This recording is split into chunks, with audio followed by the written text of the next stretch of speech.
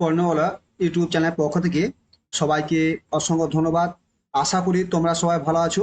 দেখো, প্রাইমারি টেটে কালকে যে 32,000 প্রাথমিক টেটে যে জাজ ছিল, রায় ছিল, সেখান দিয়েছে। দেখো, প্রাথমিক শিক্ষক নিয়োগ বাতিল মামলা, মানে 32,000 প্রাথমিক শিক্ষক যে বাতিল মামলাটা ছিল নিয়োগের, দুর্নীতির প্রমাণ নেই।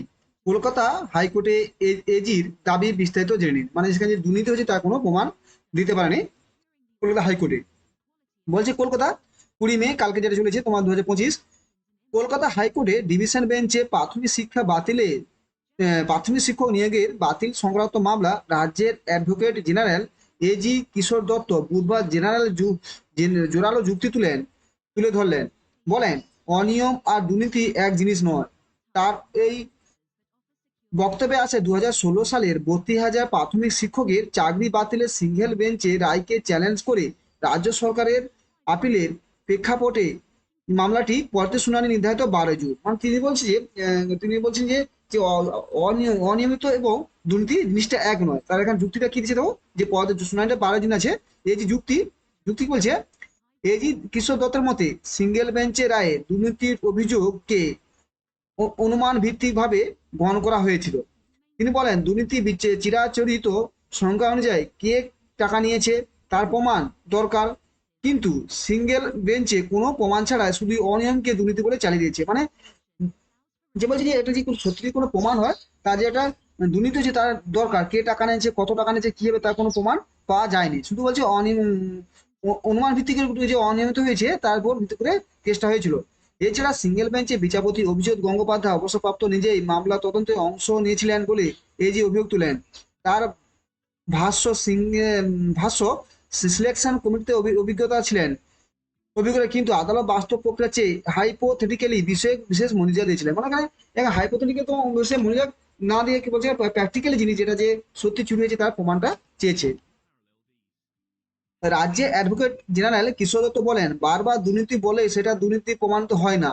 দুর্নীতি বলছে যে দুর্নীতি বলে কি তার জন্য একটা প্রমাণ দিতে হবে যে কে টাকা নিয়েছে না নিয়েছে, সেটাতে একটা প্রমাণ দরকার। দুর্নীতি বলে এক বা একাধিক ব্যক্তি চিহ্নিত করতে হবে। যদি দুর্নীতি আর্থিক লেনদেন হয় সেই লেনদেনের প্রমাণও করতে হবে। বলছে দুর্নীতি বলে দুই ধরনের জিনিস, যে তার দুর্নীতি হয়েছে সেক্ষেত্রে আর্থিক লেনদেন করছে সেটাও প্রমাণ দিতে হবে।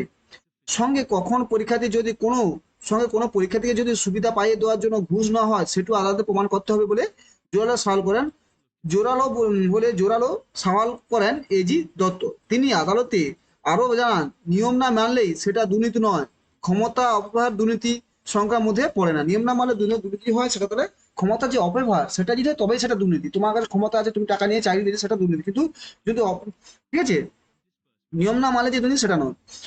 2014 সালে টেট পরীক্ষার ভিত্তিতে 2016 সালে এই নিয়োগগুলি সম্পূর্ণ হয়।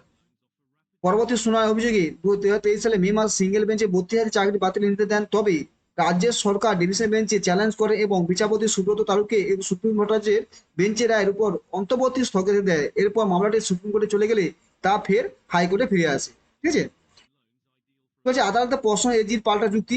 ডিভিশন বেঞ্চে বিচারপতি এজি প্রশ্ন তোলেন, দুর্নীতির অভিযোগ এলে কি শুধু নথি দেখেই রায় দেওয়া যায়? এজি জয় বলেন, সিঙ্গেল বেঞ্চের রায়ের কোনো সরকারি অধিকারী রাজনীতিভাবে উল্লেখ নেই। এমনকি অ্যাপটিটিউড টেস্ট না হলেও সুপ্রিম কোর্টের নির্দেশনা অনুযায়ী এত বড় সংখ্যক চাকরি বাতিল সিদ্ধান্ত নেওয়া যায় না। বলছে যে অ্যাপটিটিউড না হয় সেখানে এত বড় চাকরি ভর্তি আছে সেখানে বাতিল দেওয়া যায় না। তিনি আরো উল্লেখ করেন যে সিঙ্গেল বেঞ্চে বিচারপতি প্রাপ্ত সহায়তা 1 ঘন্টা নোটিশ জেরা করলেও অভিযুক্ত ইন্টারভিউ বলেছিলেন না। কি হয়েছে তার প্রথমে কি হলো, যে এই মামলার শিকড় 2016 সালে নিয়োগের প্রক্রিয়া অনিয়মের অভিযোগ ছিল। টেটের ফলাফল বিকৃত করে নির্দিষ্ট ব্যক্তির সুবিধা দেওয়া হয়। 2023 সালের রায়ের পর সরকার ডিভিশন বেঞ্চের আপিল করায় সরকার আজ আপিল করায় শুনানি তারিখ 12 জুন। মানে এই যে শুনানি হবে তাহলে 12 জুন হবে। এই যে যুক্তি ও আদালতের সিদ্ধান্ত নির্ধারণ করবে এই বিতর্কিত নিয়োগগুলি স্থায়ী হবে কিনা তা বাতিলের পথে যাবে। সংক্ষেপে কি হচ্ছে, এই যে দাবি অনিয়ম এবং দুর্নীতি, সিঙ্গেল বেঞ্চের রায় প্রমাণ অভাব, আদালতের অবস্থান, ডিভিশন বেঞ্চের রায় মুলতবি রয়েছে, পথ শুনেই 12 জুন। তাহলে যে এটা বলছে দুর্নীতি এবং তার যে কোনো প্রমাণ নেই, সেটা অনিয়মিত এবং দুর্নীতি তার মধ্যে কোনো প্রমাণ নেই। ঠিক আছে, এটা হয় না, তাদের একটু প্রমাণ দরকার। এটা শুধু যে এই 32,000 যে শিক্ষকটা যে প্রাইমারি যে অভিযোগটা ছিল সেখানে ছিল যেরকম যে এটা দুর্নীতি অনিয়মিত করেছে 2016 সালের আপার প্রাইমারি প্রাইমারি নিয়োগটা দুর্নীতি, কিন্তু সেক্ষেত্রে তার প্রমাণ থাকার জন্য এটা 12 জনদেরকে 12 জন সেটাকে না আবার হ্যারিং হবে, ঠিক আছে। দেখা যাক কি হয়, অটো ছোট ছোট সত্যি প্রমাণ দরকার, যদি হয় তাহলে সেরকম সেভাবে আদালত দেবে এবং চাকরি বাতিল হওয়ার সময় থাকবে, যদি না প্রমাণ দিতে পারে তাহলে একবার চাকরি বহাল দেবে। Thank you. যদি চ্যানেলটি ভালো করে সাবস্ক্রাইব লাইক করে বন্ধুদের শেয়ার করবে। Thank you.